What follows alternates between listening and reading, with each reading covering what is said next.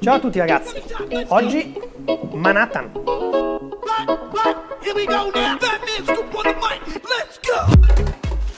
Nostra coppetta, sempre con un pochino di ghiaccio per lasciarla raffreddare.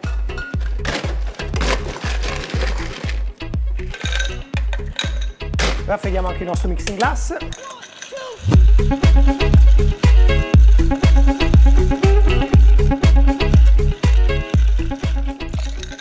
Buttiamo via il ghiaccio che si è ormai sciolto e andiamo a ripristinare la dose di ghiaccio al mixing glass. Per il Manhattan occorre un buon whisky, un rye,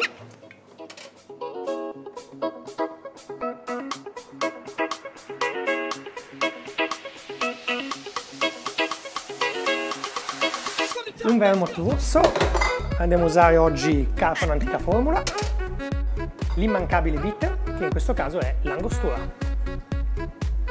E procederemo a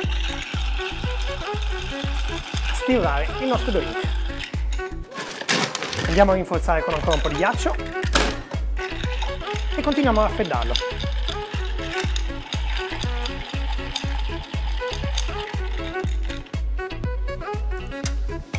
Perfetto. Andiamo a svuotare la coppetta dal ghiaccio e dall'acqua in eccesso e andiamo poi a versare il nostro drink.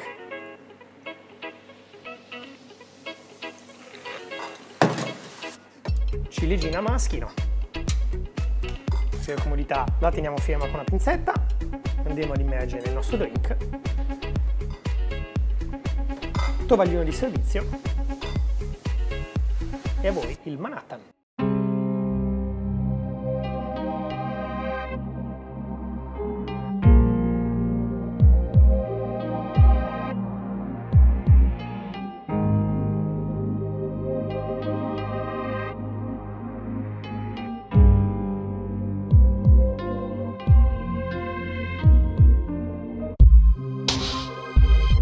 Siamo nel 1874. Jerome Tilden è in corsa per la presidenza e alla Casa Bianca.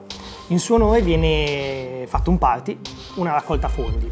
A questo party tra gli invitati c'era anche un certo Randolph Churchill, futuro padre di Winston, che tutti noi ben conosciamo. Come si lega questo drink alla famiglia Churchill?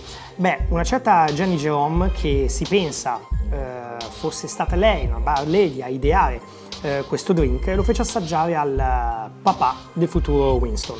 Il padre si innamorò, non si capisce bene se del drink o della donna, sta di fatto che da lì a pochi mesi il piccolo Winston venne alla luce. Quello che è sicuramente curioso da dire è che Churchill nella sua vita ha sempre bevuto e preferito il Martini Dry nella sua versione personale Bon. Chissà cosa avrebbero detto i suoi genitori, che invece hanno bevuto e creato il Manhattan.